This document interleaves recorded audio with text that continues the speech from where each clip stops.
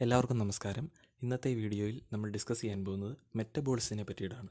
So എന്താണ് metabolism എന്ന് പറഞ്ഞാൽ, അതായത് ഒരു ജീവിയുടെ ശരീരത്തിൽ നടക്കുന്ന എല്ലാത്തരം രാസപ്രവർത്തനങ്ങളുടെയും ഒരു കൂട്ടത്തെയാണ് നമ്മൾ മെറ്റബോളിസം എന്ന് പറയുന്നത്.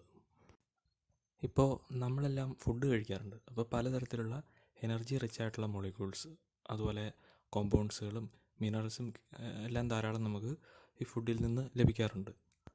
ഇത്തരം കോമ്പൗണ്ടുകൾ വീണ്ടും പലതരത്തിലുള്ള കെമിക്കൽ റിയാക്ഷൻസിന് വിധേയമായിട്ട് സിംപ്ലർ മോളിക്യൂൾസ് അല്ലെങ്കിൽ കോമ്പൗണ്ടുകളായിട്ട് കൺവേർട്ട് ചെയ്യപ്പെടുന്നുണ്ട്.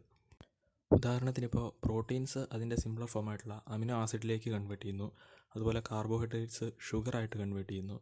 കൂടാതെ ലിപ്പിഡ്സ് ഫാറ്റി ആസിഡുകളായിട്ട് കൺവേർഷൻ നടക്കുന്നുണ്ട്. മാത്രമല്ല, ഈ ഒരു മെറ്റബോളിക് പ്രോസസ്സിൻ്റെ സമയത്ത് ATP ഫോമിൽ ധാരാളം എനർജി റിലീസ് ചെയ്യപ്പെടുന്നുണ്ട്. കൂടാതെ പലതരത്തിലുള്ള എനർജി റിച്ച് മോളിക്യൂൾസുകൾ, ഉദാഹരണത്തിന് NADH2, FADH2 പോലുള്ള എനർജി റിച്ച് മോളിക്യൂൾസിൻ്റെ പ്രൊഡക്ഷനും നടക്കുന്നുണ്ട്. ഇത് പിന്നീട് പലതരത്തിലുള്ള പർപ്പസിനല്ലേ ബോഡിലി ആക്ടിവിറ്റീസിന് വേണ്ടിയിട്ട് യൂസ് ചെയ്യപ്പെടുന്നുണ്ട്. കൂടാതെ ധാരാളം വേസ്റ്റ് മെറ്റീരിയൽസുകൾ, ഉദാഹരണത്തിന് nitrogen compounds, carbon dioxide, phosphorus, sulphur പോലുള്ള വേസ്റ്റ് കോമ്പൗണ്ട്സുകളും ഈ പ്രോസസ്സിനിടയിൽ ബോഡി ജനറേറ്റ് ചെയ്യുന്നുണ്ട്. അത് പിന്നീട് പല വേസിൽ കൂടി ബോഡിയിൽ നിന്ന് എക്സ്ക്രീറ്റ് ചെയ്ത് കളയുന്നു. ഇനി ഇത്തരത്തിൽ ഫോം ചെയ്ത ഈ സിമ്പിൾ മോളിക്യൂൾസുകളിൽ നിന്ന് വീണ്ടും ലാർജ് മോളിക്യൂൾസിൻ്റെ പ്രൊഡക്ഷൻസ് നടക്കുന്നു. ഉദാഹരണത്തിന് ഇപ്പോൾ പലതരത്തിലുള്ള എൻസൈംസിൻ്റെ പ്രൊഡക്ഷൻ, അതുപോലെ ഹോർമോൺസ്, അതുപോലെ റിസപ്റ്റേഴ്സ്, അതുപോലെ ഹെയർസ്, നെയിൽസ് എക്സെട്ര, അങ്ങനെ പലതരം കോമ്പൗണ്ട്സുകളുടെ പ്രൊഡക്ഷൻ ഉണ്ടാകും. ഇനി നമുക്ക് മെറ്റബോളിസത്തിൻ്റെ ഒരു ഡെഫിനിഷൻ നോക്കിക്കഴിഞ്ഞാൽ, it refers to the assembly of hundreds of chemical reactions occurring in living organisms for their vital activities.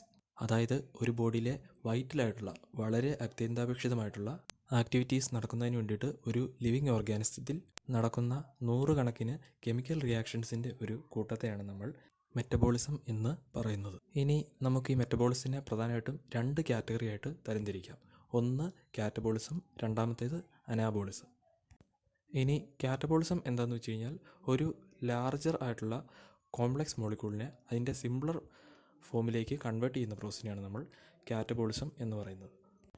ഈ സമയത്ത് ATP ഫോമിൽ എനർജി റിലീസ് ചെയ്യപ്പെടുന്നുണ്ട്.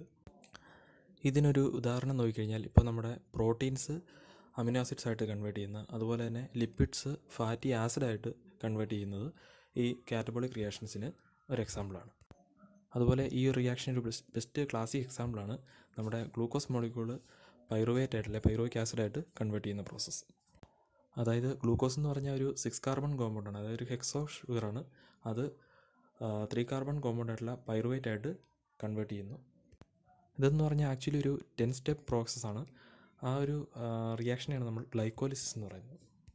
ഇതിൽ കൂടി 2 ATP മോളിക്യൂൾസിൻ്റെ റിലീസിങ് നടക്കുന്നുണ്ട്. ഇനി നെക്സ്റ്റ് അനാബോളിസം അല്ലെ അനാബോളിക് റിയാക്ഷൻസ് എന്ന് പറഞ്ഞാൽ കാറ്റബോളിസിൻ്റെ നേരെ ഓപ്പോസിറ്റ് റിയാക്ഷനാണ് നടക്കുന്നത്. അതായത് ഇവിടെ ചെറിയ സിംപ്ലർ ആയിട്ടുള്ള മോളിക്യൂൾസിനെ ലാർജ് കോംപ്ലക്സ് മോളിക്യൂളായിട്ട് കൺവേർട്ട് ചെയ്യുന്നു. അതുപോലെ തന്നെ ഇതൊരു എനർജി കൺസ്യൂമിങ് പ്രോസസ്സാണ്. അതായത് പുറത്തുനിന്ന് എനർജി യൂസ് ചെയ്തുകൊണ്ട് നടത്തുന്നൊരു പ്രോസസ്സാണ്. ഇനി അനാബോളിക് റിയാക്ഷൻസിന് ഒരു എക്സാമ്പിൾ നോക്കുകയാണെങ്കിൽ, ഇപ്പോൾ നമ്മുടെ അമിനോ ആസിഡ്സ് കെരാറ്റിൻ പ്രോട്ടീനായിട്ട് കൺവേർട്ട് ചെയ്യുന്ന പ്രോസസ്സ്. കെരാറ്റിൻ എന്ന് പറഞ്ഞാൽ നമുക്കറിയാം, നമ്മുടെ സ്കിൻസിലും അതുപോലെ ഹെയർസിലും നെയിൽസിലും ഒക്കെ കാണപ്പെടുന്നൊരു സ്പെഷ്യൽ ടൈപ്പ് ഓഫ് പ്രോട്ടീനാണ്. കൂടാതെ ഗ്ലൂക്കോസിൽ നിന്ന് സ്റ്റാർച്ച് അല്ലെങ്കിൽ ഗ്ലൈക്കോജൻ സിന്തസൈസ് ചെയ്യുന്ന പ്രോസസ്സും ഇത്തരത്തിൽ അനാബോളിക് റിയാക്ഷൻ്റെ ഒരു ബെസ്റ്റ് എക്സാമ്പിളാണ്. അപ്പോൾ ഇത്തരം കാര്യങ്ങളാണ് പ്രധാനമായിട്ടും മെറ്റബോളിക് റിയാക്ഷൻസിൻ്റെ അടിസ്ഥാനമായിട്ട് വരുന്നത്.